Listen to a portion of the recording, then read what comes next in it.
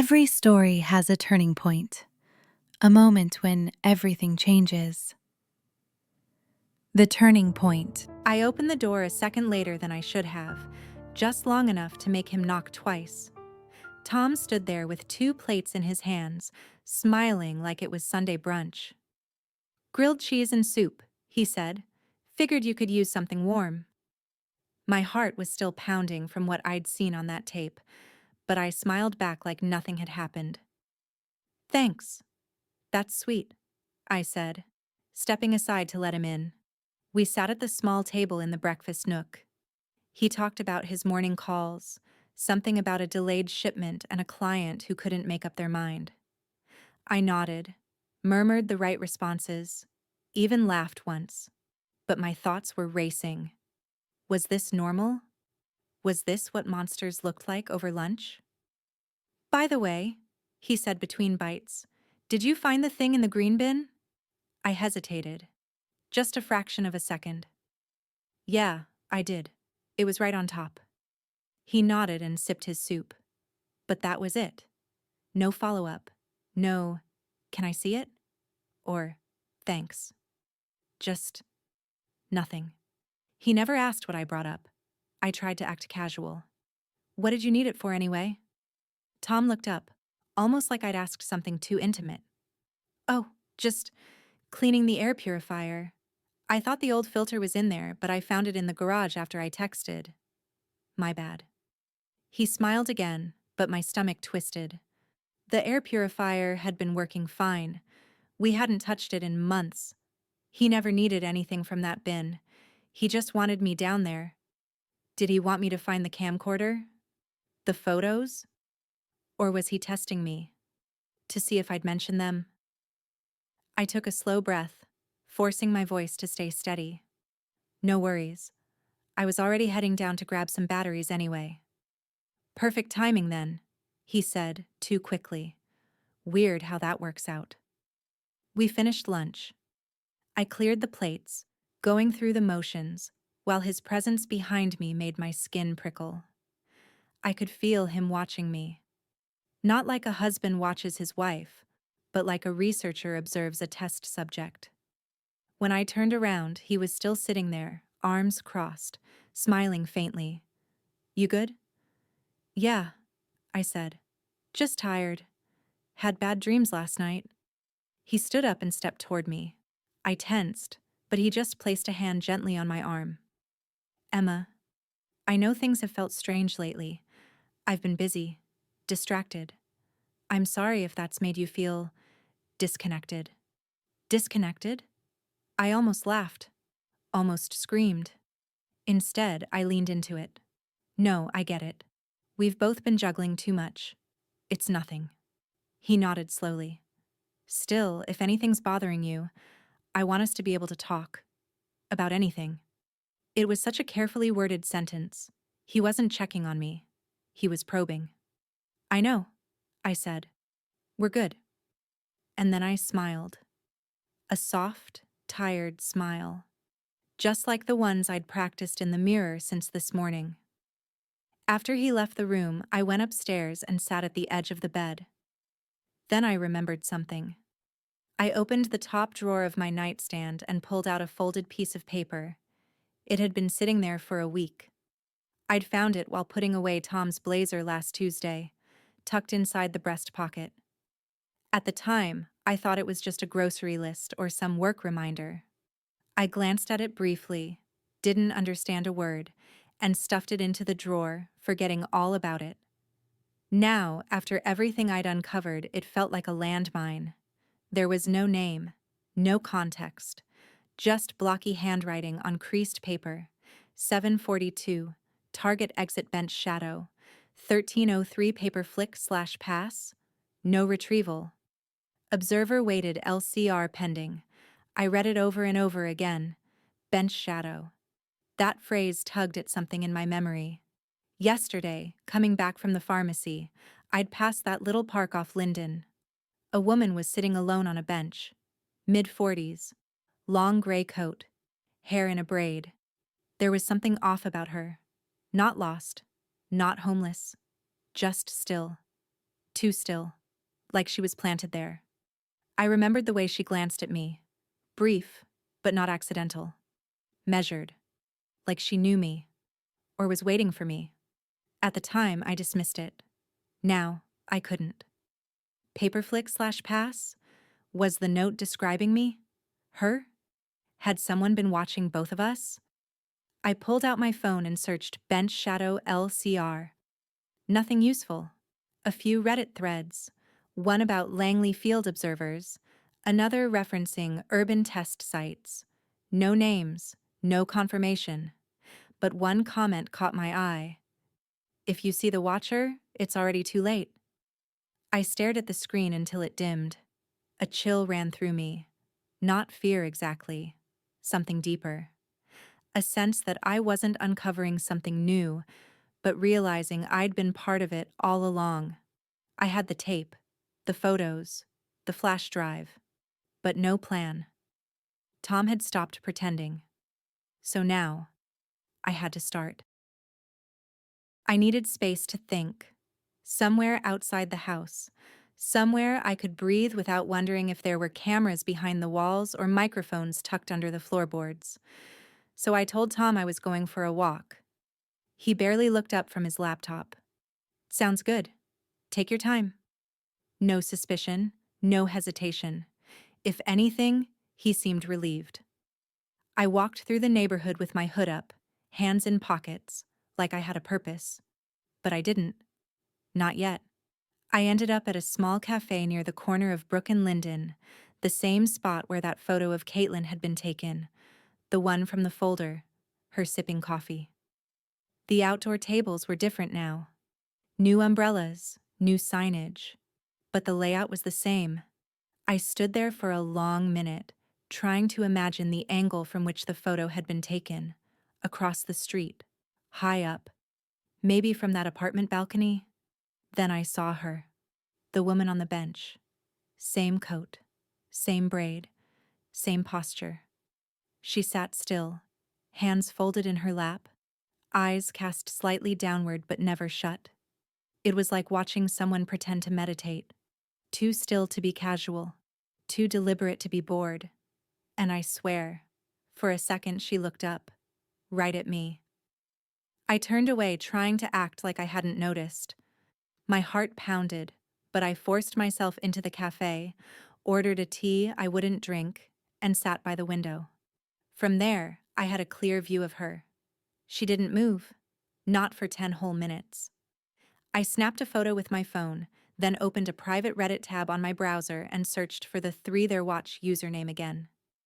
Nothing new, but one message I hadn't noticed before popped up under an old thread titled "Langley is a cover." They never watch you, they watch who watches you. I didn't know what it meant, but it felt aimed directly at me. I saved the comment and closed the tab. As I stood to leave, something in the reflection of the glass made me pause. The bench was empty. The woman was gone. I rushed outside and looked around. No sign of her. Not down the street. Not across it. Nothing. Either she moved fast or she'd been waiting for me to look away, which meant this wasn't just surveillance anymore. It was a game. And I'd just failed the first move. When I got home, Tom was still upstairs. I walked softly, testing each step for sound. No creaks, no floorboard groans. If he heard me, he didn't react. I went to the guest room and retrieved the flash drive and tape. Then I tucked them inside the lining of an old handbag I hadn't used in years, the kind with a ripped zipper and a coffee stain on the side. I knew Tom wouldn't look there. He thought I'd thrown it out. Next, I opened my laptop and created a hidden cloud folder, password protected, buried in a decoy folder labeled 2018 Taxes, Archive. Inside, I uploaded a copy of the tape. Then I wrote a note to myself. If you're reading this, you got sloppy. I didn't know who it was for. Me, the police, or maybe that woman on the bench. But it felt like insurance. I was about to close the laptop when a notification popped up in the corner. Tom, airdrop request. My breath caught. It was a file. No message. No preview. Just a simple file name, smile.move. I stared at it for a full 10 seconds before hitting decline. Moments later, Tom called from the kitchen. Hey, you want coffee? His voice was cheerful, normal. I swallowed hard. Sure, thanks. I came downstairs slowly, acting casual. He was already pouring 2 mugs, humming something under his breath. A 90s song again. Always the 90s. I accepted the mug with a smile. Smells good. We sat across from each other in silence, sipping. I knew he knew I'd declined the airdrop. He knew I saw the name. And now, we were both pretending. I couldn't stay there another night. Even pretending was starting to crack at the edges. Every time Tom looked at me, I wondered what he really saw. A clueless wife, or someone playing a role just a little too well. I needed space. But more than that, I needed time. Time to think. Time to decide what to do next. Calling the police wasn't an option. Not yet. What did I really have? A grainy VHS tape, some photos, a locked folder, a flash drive, and a camcorder in a box. It all pointed to something terrible, yes. But if I showed up at a precinct with that and said, my husband might be involved in something, what would they do? Worse. What if Tom had connections? What if whatever Langley really was had people in law enforcement? I'd heard of stories like that before. Whistleblowers who disappeared, not because they weren't loud enough, but because they trusted the wrong person. I needed to be sure. I needed more. And I needed to get out. So I waited until evening. I made dinner. Nothing fancy, just pasta and garlic bread. We watched part of a movie together on the couch. I even laughed at the right moments. When Tom got up to go to the bathroom, I made my move. I slipped into the entryway, grabbed my purse, already packed with the essentials. The flash drive, the note, a few hundred in cash, and a burner phone I'd bought months ago during a brief, paranoid spiral I'd had after watching too many true crime documentaries. Heading to the store, I called up the stairs. Tom's voice echoed back, casual. Need anything? Just milk, I said. Be back soon. Drive safe. I stepped outside and pulled the door shut behind me. Only when I was in the car did I let out a breath. My fingers trembled slightly as I buckled my seatbelt. The keys felt cold in my hand, even though the evening was warm. I didn't go to the store. Instead, I drove west, past the neighborhood, past the familiar gas stations and strip malls, until streetlights became sparse, and the only sound was the hum of tires on pavement. 45 minutes later, I checked into a roadside motel. One of those cheap beige places that smell like cleaning spray and old air conditioning. The man at the front desk barely looked up when I handed over the cash. I didn't give my real name. Room 107. Ground floor. Blinds that didn't quite close all the way. Perfect. Once inside, I locked the door, latched the chain, pulled the curtains tight, and sat on the edge of the bed. The hum of the small refrigerator was the only sound. I opened the burner phone and powered it on. No signal at first. Then one bar. Enough. I connected to the motel's weak Wi-Fi and started uploading copies of everything I had to a new encrypted cloud folder I created on the spot. This time, I didn't use my real name or any variation of it. I called the folder WF2020 End. Then I sat in silence and waited. No plan. No escape route. Just me. And the question that had haunted me since I opened that folder. Who the hell did I marry? Around 2:14 a.m., I finally started to drift off, wrapped in the thin motel blanket, when my burner phone buzzed. No ringtone, just a vibration against the nightstand. I sat up, heart already racing. Unknown number. No caller ID. I stared at it, willing it to stop. It didn't. The screen blinked silently. Finally, I answered. Nothing. Just silence. I was about to hang up when I heard it. Faint breathing. And then a whisper. So soft I had to press the phone against my ear. Milk, the voice said. Then the line went dead. I stared at the screen, frozen. My blood turned to ice. Milk. The one word I'd used. The one word Tom repeated. He knew. Or someone else did. I stood up, backed away from the window, and looked at the gap between the blinds. Across the parking lot, under the flickering orange light, a figure stood still. Too far to see a face, but not too far to see the reflection of a phone screen glowing in their hand. The morning after the call, I didn't pack. I didn't run. I just sat. The motel room smelled like bleach and stale air, the kind of smell that clung to your clothes and made everything feel temporary. I hadn't eaten in almost a day, but my stomach didn't care. I powered on the burner phone again and checked the encrypted cloud folder. Everything I uploaded was still there. Tape backup, flash drive copy, no tampering, no new files. That gave me a strange kind of comfort. What I needed now wasn't new evidence. It was clarity.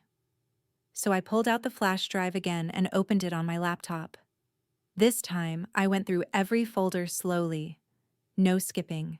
No panic. Inside one subfolder labeled Sessions, I found a file I hadn't noticed before. Not hidden. Just overlooked. ER entryInterview.mp4. I stared at the name. ER. Emily Reyes. I clicked. The video opened to a plain room. Bright fluorescent lights. A table. 2 chairs. On one side, a woman I recognized from the grainy surveillance photos. Hair pulled back, sweater too big for her frame, hands fidgeting. Emily Reyes. A man sat across from her, out of frame. I only heard his voice. Calm, clinical. State your name, please. She hesitated. Emily Reyes, she finally said. Her voice was shaky, but clear. And why are you here? I volunteered, I think. For a study. What kind of study? She shifted in her chair. Behavioral something? Memory processing? They said it was confidential, that it could help people with PTSD. Her eyes flicked toward the camera. They didn't tell me about the surveillance. That came later. What surveillance? She gave a weak laugh. They said it was to monitor my responses, just for research, but they were everywhere. In my car, my apartment. I started getting headaches, losing time. She paused. I think they changed things. Not just the tapes, my memories. The man's voice was steady. What do you remember? She looked straight at the camera now. I remember a man watching me from across the street, always in the same place. I remember finding the same photo in 2 different drawers. One day I woke up and the photo was gone. Then it came back. But her face was different. Whose face? She didn't answer. Emily? I don't know anymore. She leaned forward. I think they were trying to see how far they could push me, how much they could replace before I broke. The screen glitched for a split second, just static, nothing dramatic. And then she whispered. They said I was phase 1. I froze. No mention of Caitlin. No names. But she said it like a warning. Like she knew someone would be watching this later. The man's voice returned. Do you believe you're being watched now? Emily didn't move. Her eyes didn't blink. Then, very slowly, she turned and looked directly into the camera. I don't believe it, she said. I know it. The screen cut to black. I sat frozen, laptop warm on my legs. Everything she described. I'd started experiencing it too. Repeating patterns. Watching eyes. Doubting what I remembered. What I'd said. What I'd touched. Not because I was going crazy, but because someone wanted me to feel that way. The real manipulation wasn't erasing memories. It was making you question the ones you still had. I closed the laptop slowly and whispered to the empty room. I'm not going to break. Not yet. Morning came, but it didn't feel like morning. just a dim gray haze through the dusty motel blinds. I hadn't slept, but my body didn't care anymore. Sleep had become optional. Survival wasn't. I turned on the burner phone. No missed calls, no messages. I stared at the screen for a full minute before setting it down and locking it in the room's safe, along with the flash drive and the VHS tape. If someone came for me, they wouldn't get everything, at least not without effort. I splashed water on my face, looked in the mirror, and barely recognized the woman staring back. Eyes swollen, cheeks hollow. But there was something else too, something sharper. She wasn't scared anymore. She was alert, watching back. I packed my bag and slipped out the back door of the motel, deciding to walk for a bit. I needed to move, think, plan. I didn't get far. There was a small cafe across the street. I'd never seen it before. Maybe it had always been there. Maybe I'd just never noticed. It was too early for customers, but the door was open. A bell jingled softly as I stepped inside. A woman sat alone at a corner table. Same braid, same coat. She looked up as if she'd been waiting for me. For a moment I froze. My instinct screamed to run, but something about her face stopped me. It wasn't threatening. It was tired, measured. I sat. Neither of us spoke for several seconds. Then she said quietly, "You've been careful. That's good." Her voice was calm, low, professional. I swallowed. "Who are you?" Instead of answering, she reached into her bag and slid a photo across the table. It was a picture of me, taken 2 nights ago, walking to my car. "You're being followed by 2 parties," she said. "One is your husband. The other is harder to define." I stared at the photo.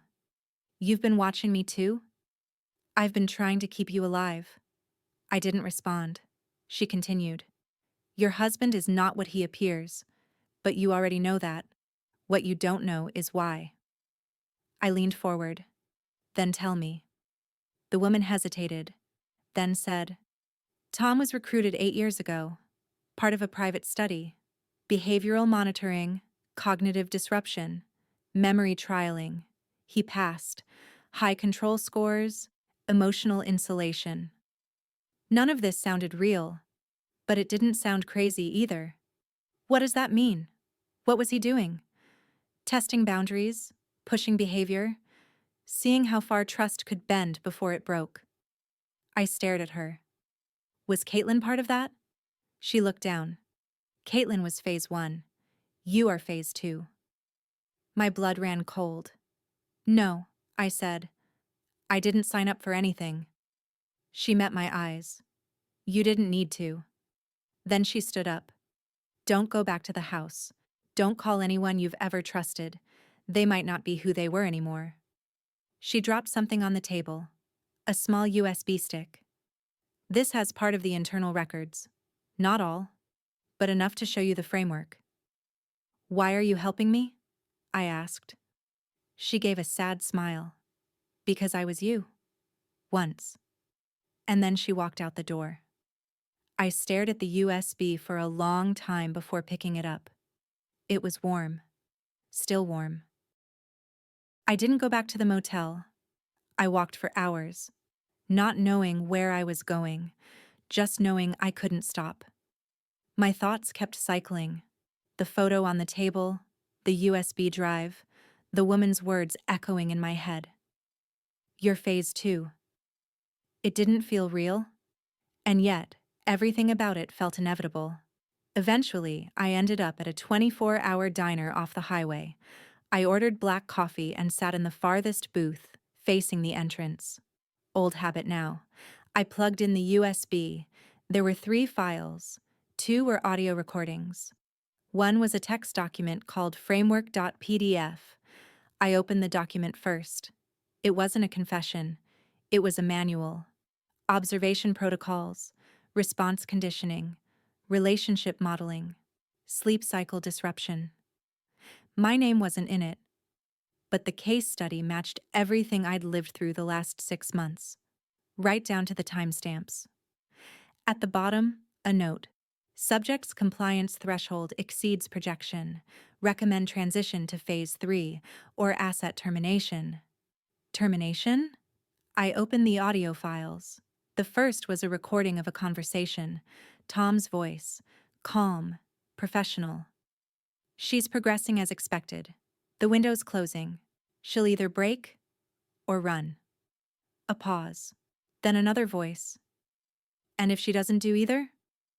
Then we make the decision for her. The second file was harder to hear. Crying.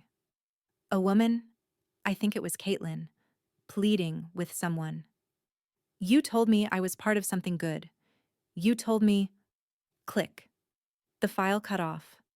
I stared at the screen, hand trembling over the keyboard. They were choosing who lived or disappeared based on behavior charts. And I was next. I copied everything to a new cloud backup.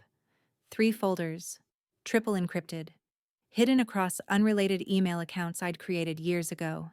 If they found me, fine. But they wouldn't erase the truth. I slipped the USB into my boot and left the diner. Outside, the wind had picked up.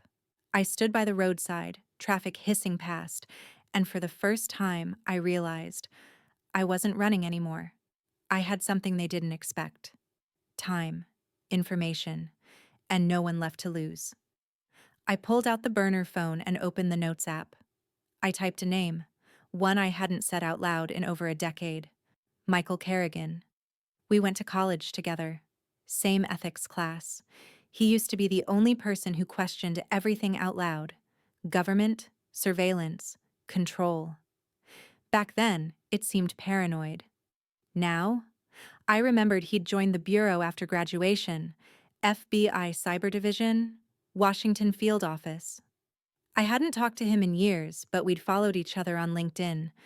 I knew he was still active. If anyone inside the system could help me, it was him. But reaching out would be a risk. If he was clean, I might survive this. If he wasn't, it could all end right there. Or I could go quiet, use the access the woman gave me, follow the rabbit hole deeper, find out who's really running this, and tear it down from within, without anyone knowing I ever existed. I looked up at the night sky. Cold stars. No comfort. This wasn't just about me anymore. This was about how far they'd already gone, and how many others might come after me. Your choice won't just shape what happens next. It could decide her fate. Vote 1 or 2 in the comments, or tell us what you'd do if it were you. The next part drops this Tuesday. Subscribe now and don't miss a thing.